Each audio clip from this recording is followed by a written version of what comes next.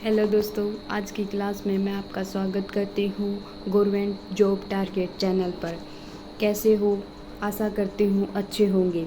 तो आज का टॉपिक यानी आज के क्वेश्चन है हमारे ज्योग्राफी पर, भारत की ज्योग्राफी पर क्वेश्चन है। तो आज का पहला क्वेश्चन देखते हैं। भारत के कुल क्षेत्रफल का कितने प्रतिशत भाग मैदानी है? तो भारत में कुल कितना क्षेत्र मैदानी है? तो इसका सही उत्तर है ऑप्शन नंबर 4। ऑप्शन नंबर 4 43% भाग मैदानी है। तो अगला क्वेश्चन है, भौतिक रचना तथा धरातल के स्वरूप के आधार पर भारत को कितने भागों में बांटा गया है? क्या है कि भौतिक संरचना और धरातल के आधार पर भारत को कितने भागों में बांटा गया है? तो इसका सही उत्तर है ऑप्शन नंबर 2 का 5 भागों में बांटा गया है। जैसे हम देखते हैं भारत किस तरह है। तो देखो, भारत ऐसे है, यहाँ पे जम्मू कश्मीर, फिर यहाँ से सॉरी ऐसे, यहाँ से या ऐसे ऐसे ऐसे ऐसे ऐसे कुछ ऐसे ऐसे है भारत। तो देखो, यहाँ इस क्षेत्र में तो है हिमालय, इसके नीचे मैदानी क्षेत्र है, इसके साइड में राजस्थान में रेगिस्तानी, इसके नीचे जो रह गया वो प्लेटू पठारी क्षेत्र, और जो ये इसके साथ में रहेगी जो ये तटीय, तो हो गए पांच भागों में इस तरह बांटे गए हैं। तो ये हो गए, ये तटीय क्षेत्र है, ये है तटीय क्षेत्र 1, पठारी क्षेत्र 2, रेगिस्तानी मरुस्थलीय क्षेत्र 3, मैदानी 4 और हिमालय क्षेत्र 5। तो ऐसा है हमारा ये भौतिक संरचना में बांटा गया है भारत को। अगला क्वेश्चन है, भारत में सबसे ऊंची चोटी केटू किस पर्वत श्रृंखला का भाग है? तो इसका सही उत्तर है ऑप्शन नंबर 1 काराकोरम। ये काराकोरम श्रेणी कहाँ पर है? इसका सही उत्तर है काराकोरम, ऑप्शन नंबर 1 सही है। काराकोरम श्रेणी जम्मू कश्मीर लद्दाख में है। लद्दाख में जो जम्मू कश्मीर ऐसे ना, ऐसे, तो लद्दाख ऐसे बटा हुआ, तो लद्दाख यहाँ पर है ये काराकोरम श्रेणी। तो अगला क्वेश्चन है, विश्व की सबसे ऊंची चोटी हिमालय किस श्रेणी का भाग है? तो उनका है कि हिमालय की जो सबसे ऊंची चोटी ही है, वे कौन से हिमालय के कौन से भाग में? हिमालय को 4 भागों में बांटा गया है। तो कौन से भाग में हिमालय की सबसे ऊंची चोटियां हैं? तो इसका सही उत्तर है ऑप्शन नंबर 2 हिमाद्री। हिमाद्री में हिमालय की सबसे ऊंची चोटियां पाई जाती हैं। तो अगला क्वेश्चन है, भारत में हिमालय की सबसे ऊंची चोटी कौन सी है? कि भारत की हिमालय की सबसे ऊंची चोटी कौन सी है? तो इसका सही उत्तर है ऑप्शन नंबर 3 कंचनजंगा।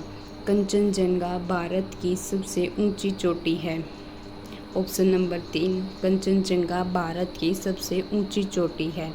अगला क्वेश्चन, विश्व की ऊंची चोटी पर्वत चोटी एवरेस्ट किस देश में अवस्थित है? तो क्या है कि एवरेस्ट है जो वह कौन से देश में है? तो इसका सही उत्तर है ऑप्शन नंबर 4 नेपाल में स्थित है। अगला क्वेश्चन, निम्नलिखित में से कौन सी पर्वत श्रृंखला हिमालय का नवीनतम भाग है? के हिमालय का कौन सा भाग है? बताई थी हिमालय के 4 भागों में हिमालय को बांटा गया है। तो कौन सा हिमालय है जो नवीनतम भाग है? तो इसका सही उत्तर है ऑप्शन नंबर 4 शिवालिक हिमालय नवीनतम हिमालय कहा जाता है, ऑप्शन नंबर 4 को। अगला क्वेश्चन है, शिवालिक का निचला भाग क्या कहलाता है? तो शिवालिक का निचला भाग क्या कहलाता है? तो इसका सही उत्तर है ऑप्शन नंबर 3 तराई। शिवालिक का निचला भाग तराई कहलाता है, और हिमालय का भी ये सबसे निचला भाग है, और शिवालिक का निचला भाग तराई क्षेत्र कहलाता है। अगला क्वेश्चन, शिमला, कुल्लू, मनाली, मसूरी, दार्जिलिंग आदि प्रसिद्ध पर्यटन स्थल किस हिमालय क्षेत्र के भाग हैं? तो इसका सही उत्तर है ऑप्शन नंबर 1 हिमाचल।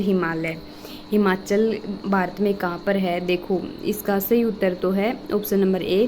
तो भारत का डायग्राम कैसे है? ऐसे भैया, ये जम्मू कश्मीर है, सॉरी ऊपर से ऐसे नहीं, थोड़ा इधर है, फिर थोड़ा नीचे यहाँ, तो इधर ये नेपाल है, तो यहाँ पे है हिमाचल प्रदेश, यहाँ पे उत्तराखंड, तो यहाँ पे स्थित है शिमला, कुल्लू, मनाली, मसूरी, दार्जिलिंग तो यहाँ नहीं है, कुल्लू, मनाली, मसूरी हिमाचल प्रदेश में। तो इसका कहने का मतलब है कि शिमला, कुल्लू, मनाली, दार्जिलिंग आदि प्रसिद्ध पर्यटन स्थल हैं, ये हिमालय के किस क्षेत्र में आते हैं? तो हिमाचल में आते हैं।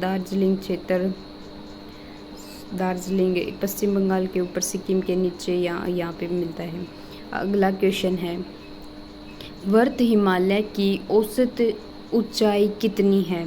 जो वृत्त हिमालय है उसकी औसत ऊंचाई कितनी है? इसका सही उत्तर है ऑप्शन नंबर 2, सॉरी भैया, ऑप्शन नंबर 2 6000 मीटर ऊंची है वृत्त हिमालय। अगला क्वेश्चन है, निम्नलिखित में से कौन सी पर्वत श्रेणी भारत की सबसे पुरानी पर्वत श्रेणी है? कि क्या है कि कौन सा पर्वत है जो भारत का सबसे पुरानी पर्वत श्रृंखला में आवे है? तो इसका सही आंसर है ऑप्शन नंबर 4 अरावली पर्वत है सबसे पुराना पर्वत। तो अरावली पर्वत का है जो हमारा राजस्थान का क्षेत्र है, ये ऐसे यहाँ पर, ये गुजरात हो गया, ये जो ये राजस्थान का एरिया है यहाँ पे है, ये अरावली क्षेत्र पर्वत। अगला क्वेश्चन है, अरावली पर्वत के सबसे ऊंची चोटी कौन सी है? तो अरावली पर्वत की सबसे ऊंची चोटी कौन सी है? सही उत्तर है ऑप्शन नंबर 1 गुरु शिखर अरावली पर्वत की सबसे ऊंची चोटी है। अगला क्वेश्चन, निम्नलिखित में से कौन सी पर्वत श्रृंखला ब्लॉक पर्वत का उदाहरण है? तो इसका सही उत्तर है ऑप्शन नंबर 2 सतपुड़ा जो पर्वत है वो ब्लॉक पर्वत है। अगला क्वेश्चन, सतपुड़ा श्रेणी की सबसे ऊंची चोटी कौन सी है? सतपुड़ा श्रेणी है उसकी सबसे ऊंची चोटी कौन सी है? इसका सही उत्तर है ऑप्शन नंबर 3, सॉरी भैया सॉरी, इसका सही उत्तर है ऑप्शन नंबर 3 धूपगढ़ सतपुड़ा श्रेणी की सबसे ऊंची चोटी है। अगला क्वेश्चन, अमरकंटक किस पहाड़ी की सर्वोच्च शिखर है? अमरकंटक किस पहाड़ी की सर्वोच्च शिखर है? सॉरी भैया क्वेश्चन गलत है, ये क्वेश्चन ऐसे आएगा,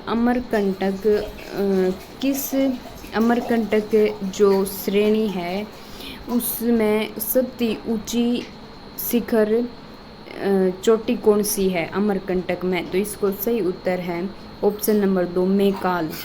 अमरकंटक की सबसे ऊंचा शिखर है, इसका सही उत्तर है मैकाल। अगला क्वेश्चन, सोन एवं नर्मदा नदी का उद्गम स्थल कहाँ है? तो इसका सही उत्तर है ऑप्शन नंबर 1 अमरकंटक में से निकलती हैं सोन नदी और नर्मदा नदी। ये जो नदी है ये नदी अरब सागर में जाकर गिरती हैं।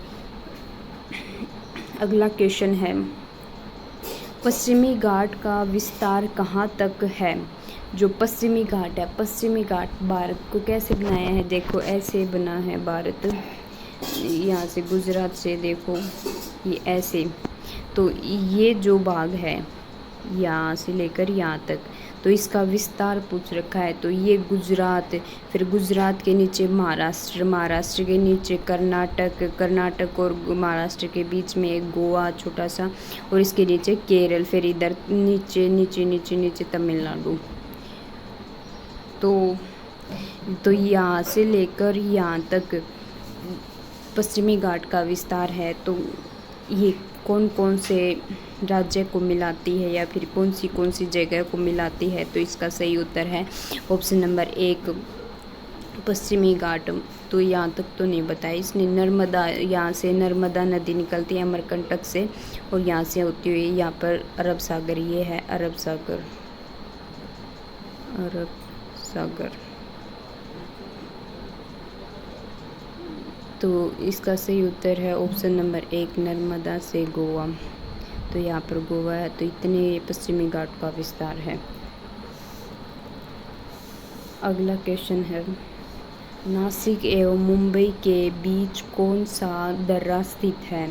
तो नासिक और मुंबई के बीच कौन सा दर्रा है? ऑप्शन नंबर 1 सही उत्तर है थाल घाट। थाल घाट नासिक और मुंबई के बीच स्थित है। कौन सा दर्रा है? थाल घाट।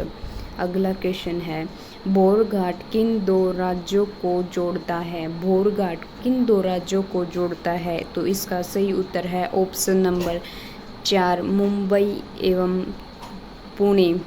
मुंबई और पुणे को जोड़ता है। सही उत्तर है ऑप्शन नंबर 4 मुंबई और पुणे को जोड़ता है। मुंबई और पुणे, मुंबई कहाँ पर है? महाराष्ट्र में है, महाराष्ट्र की राजधानी, और पुणे भी महाराष्ट्र में ही है। अगला क्वेश्चन है, कोयम्बटूर एवं कोचीन के बीच स्थित पाल घाट की ऊंचाई क्या है? क्या है? कोयम्बटूर और कोचीन के बीच स्थित जो ये पाल घाट है, कोयम्बटूर और कोचीन के बीच, इसकी ऊंचाई क्या है? तो इसका सही उत्तर है ऑप्शन नंबर 3 305 मीटर।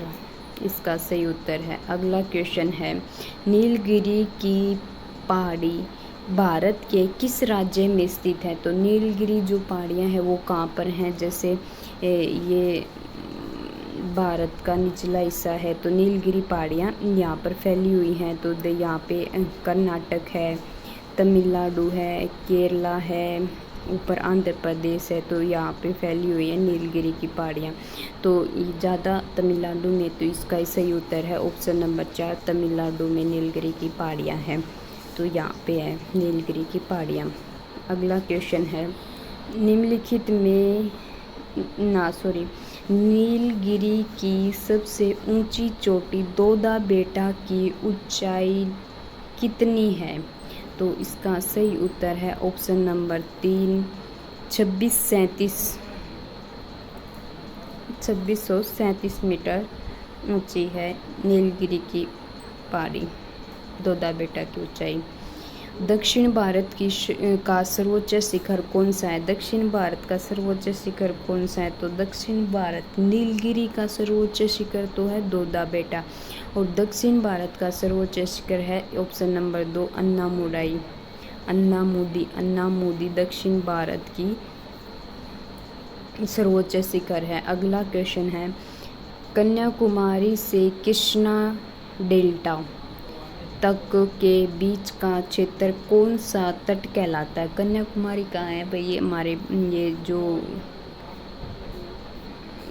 ये भारत है, यहाँ पे कन्याकुमारी है। इस पॉइंट को कन्याकुमारी कहते हैं। और कृष्णा नदी का डेल्टा, कृष्णा नदी यहाँ से निकलती हुई आती है। तो इसका ये जो डेल्टा है यहाँ तक के क्षेत्र को क्या कहा जाता है? इसका सही उत्तर है ऑप्शन नंबर 1 कोरोमंडल। इसका सही उत्तर है कोरोमंडल कहा जाता है कृष्णा और कन्याकुमारी तक के बीच का क्षेत्र को। अगला क्वेश्चन है, पूर्वी तट पर स्थित पारादीप बंदरगाह किस राज्य में स्थित है? पूर्वी तट पर स्थित एक पारादीप बंदरगाह है। तो पूर्वी तट कहाँ पर है? जैसे कि ये भारत का निचला हिस्सा है, तो इधर सूर्य उगता है, तो इसका पूर्वी तट इधर ही है, क्योंकि पूर्व में ही सूरज उगता है। तो इधर है पश्चिमी तट, तो इसको कहते हैं पूर्वी तट और इसको कहते हैं पश्चिमी तट। तो इस ये पाराद्वीप बंदरगाह है, ये कहाँ है, यहाँ पे देखो, यहाँ तमिलनाडु, आंध्र प्रदेश, इससे ऊपर उड़ीसा, इससे ऊपर पश्चिम बंगाल। तो जो उड़ीसा राज्य है इसमें पाराद्वीप बंदरगाह है। पाराद्वीप बंदरगाह क्यों बनाया था? पाराद्वीप बंदरगाह जो आंध्र प्रदेश की राजधानी चेन्नई बंदरगाह है उसका भार कम करने के लिए पाराद्वीप बंदरगाह बनाया गया था। तो पाराद्वीप बंदरगाह किस राज्य में है? उड़ीसा राज्य में है। तो इसका सही उत्तर है ऑप्शन नंबर 2, उड़ीसा। अगला क्वेश्चन है, भारत के पश्चिमी तट पर स्थित गुजरात से गोवा तक तट को किस नाम से जाना जाता है? जैसे कि ये है भारत जो पश्चिमी तट है, यानी कि ये है पश्चिमी तट भारत का, जो कि गुजरात कहाँ पे है? देखो ये ऐसे बना होता है गुजरात, तो ये गुजरात, ये रहा गुजरात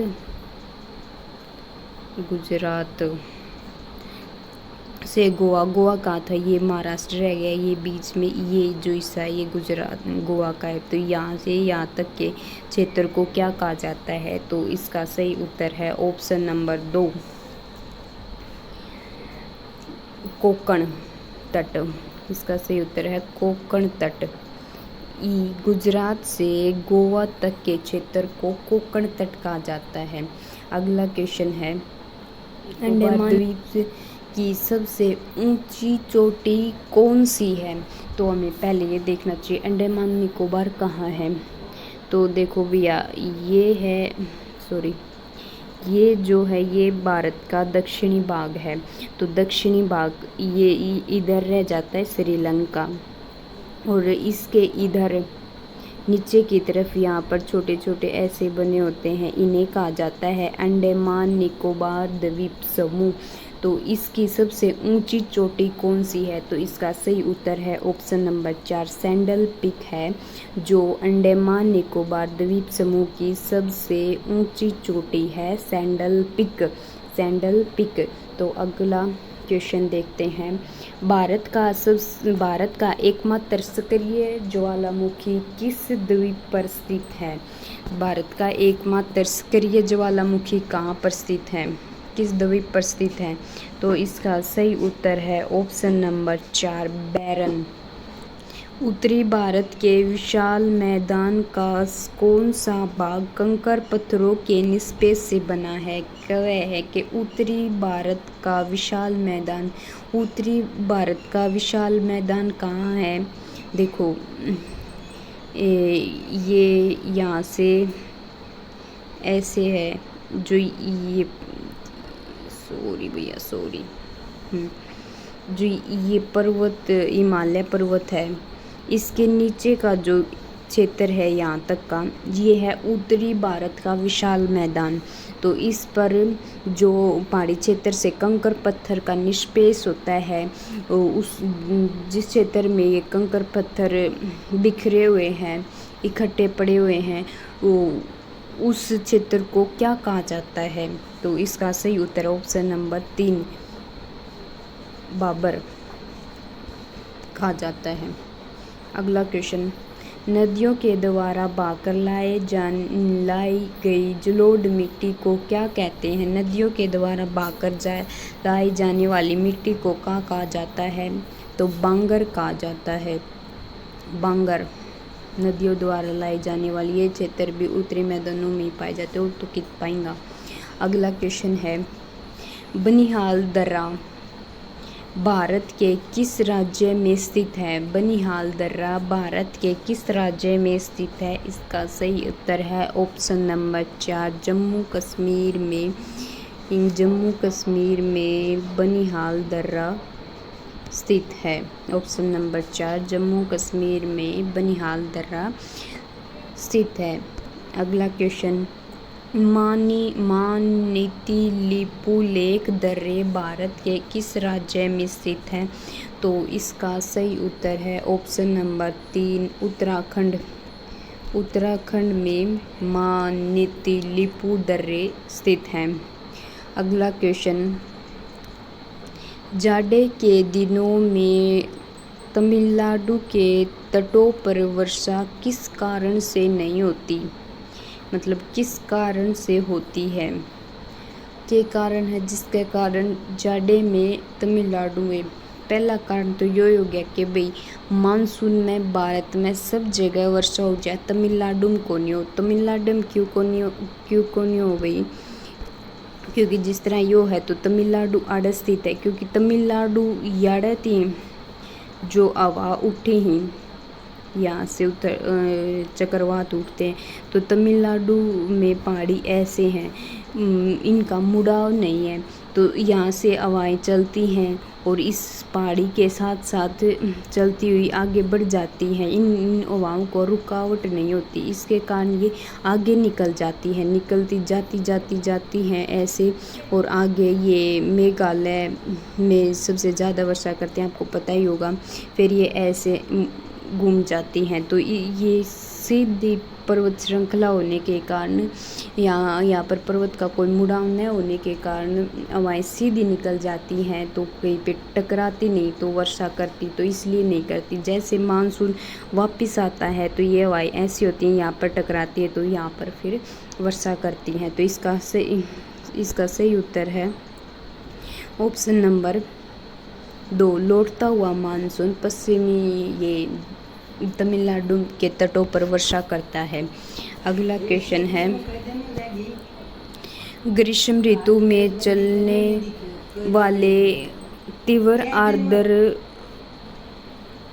हवाओं को बंगाल में किस नाम से जाना जाता है। ग्रीष्म ऋतु में चलने वाली तीव्र आर्द्र हवाओं को बंगाल में किस नाम से जाना जाता है। तो इसका सही उत्तर है ऑप्शन नंबर 1, काल बैसाखी के नाम से जाना जाता है। अगला और लास्ट क्वेश्चन है, आपको क्लास कैसी लगी कमेंट बॉक्स में ज़रूर बताएं। अगर क्लास अच्छी लगी हो तो लाइक ज़रूर करें, कमेंट करें। अगर मेरे से कोई गलत वर्ड निकल गया हो तो सॉरी भाई, और कमेंट करके ज़रूर बताएं मेरी क्लास कैसी लगी। लास्ट क्वेश्चन है, भारत के अधिकांश वर्षा किसके द्वारा होती है, मतलब किसके कारण भारत में सबसे ज़्यादा वर्षा होती है। जैसे इसका उत्तर आप खुद बताना। तो आज की क्लास इतनी ही, थैंक यू।